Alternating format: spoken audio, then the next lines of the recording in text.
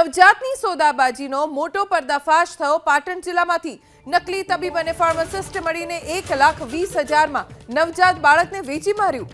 સાતલપુર તાલુકાના કોરડાનો સુરેશ ઠાકોર નામનો નકલી તબીબ પાટણ જિલ્લા એસઓજીના હાથે ઝડપાયો।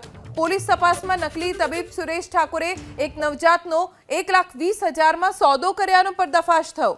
નીરવ મોદી નામના શખ્સે નોંધાવેલી પોલીસ ફરિયાદ અનુસાર પાટણની નિષ્કા હોસ્પિટલમાં મેડિકલ ચલાવતા નરેન્દ્ર દરજીએ હોસ્પિટલમાં ઘણા અનાથ બાળકો હોવાથી તેમને દત્તક લેવાનું કહ્યું હતું। નીરવ મોદીએ હા પાડતા થોડા સમય બાદ નિષ્કા હોસ્પિટલમાં નોકરી કરતા અમૃત રાવળે નીરવ મોદીને ફોન કરીને એક અનાથ બાળક આવ્યું હોવાનું કહ્યું। નીરવ મોદીએ હોસ્પિટલમાં જે આઈસીયુમાં રખાયેલ બાળકને દત્તક લેવાની હા પાડતા બાળકની કિંમત વેચાણ માટે 1,20,000 નક્કી થઈ, જેમાં આ બાળક સાંતલપુરના કોરડા ગામનો નકલી તબીબ સુરેશ ઠાકોર લાવ્યો હોવાનું જાણવા મળ્યું। સોદા મુજબ નીરવ મોદીએ 50,000 આપીને બાળક લીધું હતું અને જન્મનું પ્રમાણપત્ર આવ્યા બાદ બાકીના નાણાં આપવાનું નક્કી થયું। થોડા દિવસ બાદ બાળકના માથામાં પાણી ભરાતું હોવાનું નિદાન થતાં નીરવ મોદીએ બાળક લેવાનો ઇનકાર કર્યો અને રૂપિયા પરત માંગ્યા, જેમાં બોગસ તબીબ સુરેશ ઠાકોર અને તેના સાગરીતોએ આ બીમાર બાળકને પરત લઈ લીધું। જોકે રૂપિયા પરત ના આપતા આખરે નીરવ મોદીએ પોલીસ ફરિયાદ કરી।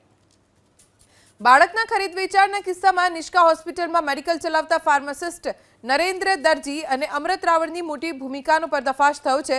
અત્યાર સુધીમાં ત્રણેય ત્રિપુટીએ કેટલાક બાળકોને આ રીતે વેચ્યા તેની પણ પોલીસ તપાસ થાય તે જરૂરી છે।